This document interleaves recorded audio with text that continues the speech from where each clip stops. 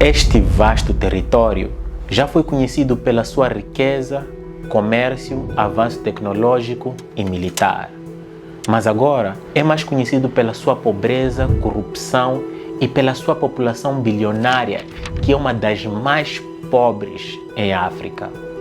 Esta é a história da ascensão e queda da nota de 100 trilhões de dólares zimbabuianos.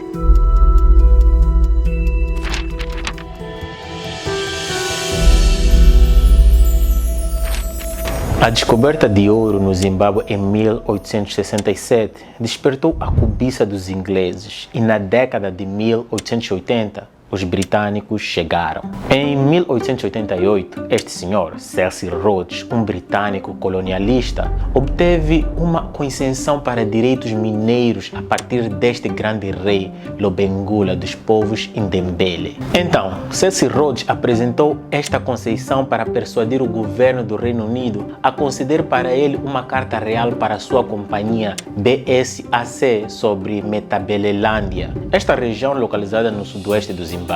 Ele procurou obter permissão para negociar concessões similares cobrindo quase todo o território entre o rio Limpopo e o lago Tanganyika.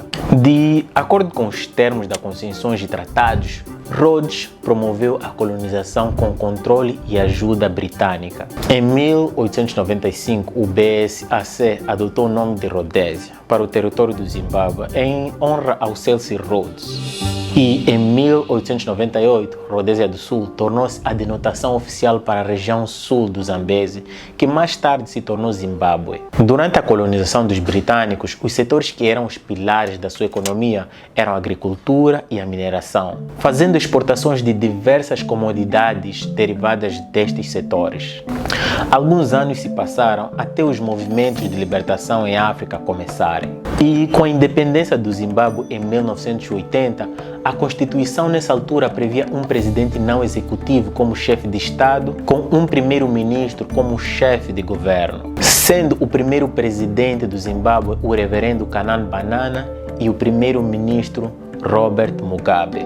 Os setores de mineração e agricultura continuaram a ser a principal fonte da sua economia. Porém, o país recebia doações de outros países, como Nigéria, que o seu presidente Shehu Shangari prometeu 15 milhões de dólares na celebração da independência. Então, em 1987, o governo alterou a Constituição para prover um presidente executivo e aboliu o cargo de primeiro-ministro. Sendo assim, Robert Mugabe, com sua ascendência, tornou-se o novo presidente do Zimbábue. That I will be faithful and bear true allegiance to Zimbabwe and observe the laws of Zimbabwe. So help me God. O governo de Mugabe usou parte do dinheiro para comprar empresas e jornais de propriedade de sul-africanos e britânicos, como forma de aumentar o controle do governo sobre a mídia. Então, o resto foi para treinar estudantes em universidades nigerianas, funcionários governamentais e soldados na academia de defesa. Mas não levou muito tempo até as tensões entre os dois movimentos de libertação começaram. A ZAPU e a ZANU, que entraram em atividade de guerrilha, começando novamente em Metabelelândia. Isso envolveu ataques que afetaram civis e instalações governamentais, banditismo armado, visando interromper a segurança e a vida econômica nas áreas rurais, o que não ajudou na economia do país. A década de 1990 foi a era dos protestos. Estudantes, sindicalistas e trabalhadores demonstraram frequentemente descontentamento com o governo. Em 1992, a polícia impediu os sindicalistas de realizar manifestações antigovernamentais. Em 1994, o distúrbio industrial generalizado enfraqueceu a economia. Em 1996, funcionários públicos, enfermeiros, médicos júniores entraram em greve sobre questões salariais. Em 9 de dezembro de 1997, uma greve nacional paralisou o país. Até os ex-combatentes veteranos de guerra, que tinham sido o coração das incursões 20 anos antes da Guerra Civil da Rodésia, participaram. E então o presidente Mugabe concordou em pagar grandes gratificações e pensões, o que provou ser um compromisso financeiro totalmente improdutivo e não orçamentado. Isso, por sua vez, trouxe consigo um descontentamento adicional dentro da população e assim uma espiral descendente viciosa começou. Durante esse todo o tempo, a economia foi administrada por linhas corporativas com controles governamentais rigorosos em todos os aspectos. Foram aplicados controles sobre os salários, os preços e o aumento maciço dos gastos públicos, resultando em déficits orçamentários. Este experimento encontrou resultados muito mistos e Zimbábue caiu mais atrás do primeiro mundo e no desemprego. Algumas tentativas de reformas de mercados nos anos 90 foram tentadas. E então, houve uma desvalorização de 40% do dólar zimbabuiano. Assim, foi permitido que os controles de preços e salários fossem removidos. Essas políticas também falharam naquele momento. As despesas de crescimento, emprego, salários e serviços sociais se contrariaram fortemente. A inflação não melhorou, o déficit manteve-se bem acima do objetivo e muitas empresas industriais, principalmente em têxteis e calçados, fecharam em resposta ao aumento da concorrência e altas taxas de juros. A incidência da pobreza no país aumentou durante esse período. Naquela altura, alguns acreditavam que o Zimbábue esteve sempre destinado a isso, a um fracasso econômico e à pobreza, mas outros não. Com certeza, os que acreditavam que este não era o fim dos problemas estavam certos. Vejamos, os novos problemas vieram com boas intenções, mas com péssimas implementações. Este novo problema recebeu o nome de reforma agrária. A reforma agrária foi o projeto de expropriar agricultores brancos e dar direito dessas propriedades aos agricultores e veteranos de guerra zimbabuianos e principalmente negros. We cannot continue to exist here, to live as if we are an extension of the British Empire. We are Zimbabweans, fully independent. We get our instructions directly from our people and from nobody else. O chefe de Estado na altura, Robert Mugabe, considerava que esta reforma agrária servia para corrigir as injustiças da colonização britânica. Embora muitos brancos tenham deixado o Zimbábue após a independência, aqueles que permaneceram continuaram a exercer controle desproporcional de alguns setores da economia, especialmente da agricultura. Vejamos, no final dos anos 90, os brancos representavam menos de 1% da população, mas detinham toda esta zona que representava 70% de terra arável. Mugabe levantou essa questão da propriedade da terra pelos agricultores brancos. There is enough land in the country. Only 4,000 farmers own 12 million hectares of the most fertile land in the country. Why can't they agree to 5 million plus coming our way? Principalmente para justificar a aplicação da nova lei de reforma agrária. Robert Mugabe alegou que o fato de potência colonizadora, nesse caso a Inglaterra, não ter honrado os seus compromissos estabelecidos nos acordos de Chatham House, que realmente eles não honraram, que previa o pagamento de uma taxa ao Estado zimbabuiano para que os fazendeiros brancos continuassem a usufruir do direito de propriedade das fazendas num país que, a partir daquela altura, seria independente. And we agreed at Lancaster House that there would be land reform. But they're citizens, aren't they? And isn't this farming disaster contributing to citizens by colonization?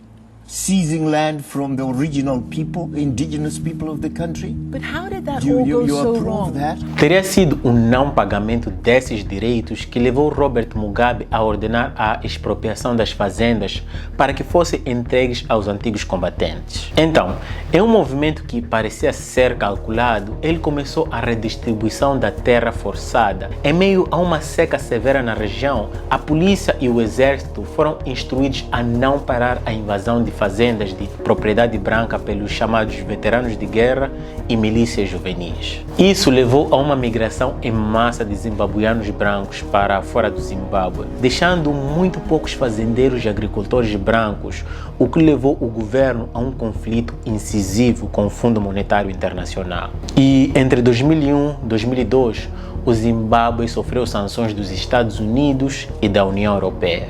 The illegal economic sanctions imposed on Zimbabwe by the United States and the European Union. Shame, shame, shame, we say, to the United States of America. Shame, shame, shame, we say, to Britain and its allies. Então, os antigos combatentes, na sua esmagadora maioria velhos guerrilheiros e outras famílias que receberam essas terras, não tinham qualquer tipo de experiência e capacidade técnica ou financeira para retirar das terras tudo aquilo que elas estavam habituadas a dar. Então, para tentar ajudar esses antigos combatentes e a população, Robert Mugabe criou na altura uma lei de indigenização que previa o estabelecimento de um fundo financeiro a que os novos fazendeiros deveriam recorrer para comprar sementes, máquinas e criar a infraestrutura para que as fazendas continuassem a funcionar. Porém,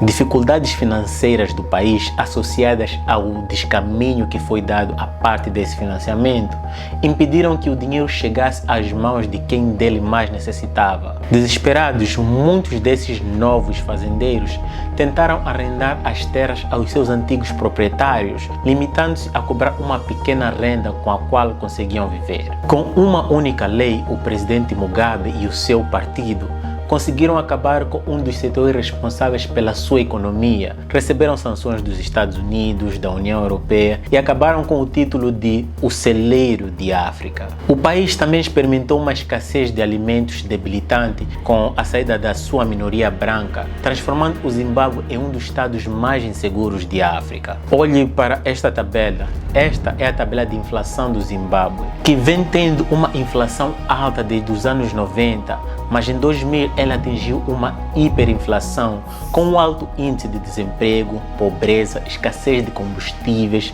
alimentos e moedas estrangeiras. A hiperinflação já vinha destruindo a economia do país, arrasando com o setor produtivo. Uma medida governamental na altura congelou os preços, causando desabastecimento e fortalecimento do mercado negro. Houve até prisão de alguns comerciantes que estavam contra estas medidas. E em julho de 2007 foi lançada a cédula de 200 milhões de dólares zimbabuianos, que, apesar do elevado valor de face, era apenas capaz de comprar pouco mais do que 1 quilo de açúcar. No mercado paralelo, a moeda era cotada a $1 americano e em setembro do mesmo ano, a taxa de inflação foi de quase 8.000%, a maior do mundo. O desemprego estava em execução em um recorde de 80%. A economia diminuiu 50% de 2000 para 2007 e até o final do ano a nota só valia alguns centavos americanos. Em maio de 2008 foi lançada a cédula de 500 milhões e em julho do mesmo ano foram lançadas cédulas com valores a partir de 100 bilhões de dólares zimbabuianos. Houve uma reforma monetária que entrou em vigor em agosto do mesmo ano. No entanto, a taxa inflacionária não cedeu, havendo projeções de que houvesse a necessidade de uma nova reforma. Mas por que as reformas estavam a falhar? Era bem claro. Afinal de contas, o Banco Central do Zimbábue gastava 500 mil dólares americanos semanalmente encomendando novas notas, das quais quando chegavam da Alemanha não tinham valor. A outra falha que o Banco Central cometeu foi de não reconhecer o problema do sistema bancário do seu próprio país. Em economias avançadas, 90% da população usa algum tipo de serviço bancário e, igual a muitos países africanos, a população do Zimbábue que usava esses serviços era apenas de 20%, o que não gerava muitos lucros aos balcões e ATMs e dificultava a entrada de novos bancos no país, fazendo com que o Banco Central não tivesse um grande controle sobre o fluxo financeiro do país. E, em contrapartida, grande parte da população andava com grandes quantias de dinheiro, o que acabava promovendo o roubo. A descoberta de depósitos de diamantes também não ajudou o país, muito pelo contrário, só criou um massacre. Por exemplo, em novembro de 2008, a Força Aérea do Zimbábue foi enviada depois que alguns policiais começaram a recusar ordens para atirar nos mineiros ilegais em campos de diamantes em Merange. Estima-se que mais de 200 pessoas morreram. Em janeiro de 2009, foram emitidas notas da família Trillion Dollar, que já eram imprensas com valores nominais de 10, 20, 50 e 100 trilhões de dólares zimbabuianos. Esta moeda já sofreu 2 reformas monetárias, sendo que a primeira houve corte de 3 zeros e na segunda houve corte de 10 zeros. Mas esta medida foi insuficiente para o controle da hiperinflação, que estava em um nível de descontrole tão alto a ponto de superar o fenômeno hiperinflacionário ocorrido na Hungria logo após a Segunda Guerra Mundial. O dólar zimbabuiano foi suspenso oficialmente pelo governo em 2009 devido à hiperinflação, sendo substituído oficialmente pelo dólar dos Estados Unidos e, contudo, usualmente são adotados o rand sul-africano, o pula do Botsuana, a libra esterlina e o euro. A cédula de 100 trilhões de dólares zimbabuianos emitida entre 2008 e 2009 foi a nota com maior valor já emitida. Oficialmente, o dólar zimbabuiano foi desmonetizado em 30 de setembro de 2015, logo após uma conversão em série de todo o papel moeda disponível em circulação. Através de uma taxa fixa, as cédulas eram trocadas por dólares americanos na proporção de 35 quatrilhões por $1 americano ou 175 quatrilhões por 5 dólares americanos. Em 2010, para tentar melhorar a situação, o Tribunal Regional decidiu ir contra o programa do presidente Mugabe de reforma agrária, mas o Tribunal Superior do Zimbábue rejeitou essa decisão. O Zimbábue saiu de um dos países mais ricos de África para um dos mais pobres e passou a importar a maior parte da sua comida. E não parou por aí. Se você quer saber o que continua a acontecer em Zimbábue até os dias de hoje, deixa aí nos comentários. E se você quer saber por que Portugal não conseguiu colonizar o Zimbábue, também deixa aí nos comentários. Mas claro, se você tem sugestão de outros tópicos e temas para serem abordados aqui no canal, você já sabe onde deixar a sua sugestão, então bora lá nos comentários e vamos começar uma nova conversa. Vamos debater sobre este vídeo e outros temas.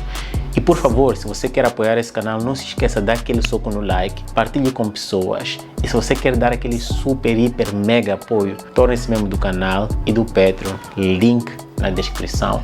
Então é isso, meu muito obrigado, Kuoshikuro, Kanimambo, Asante Sana, é só o começo, tamo juntos. Peace.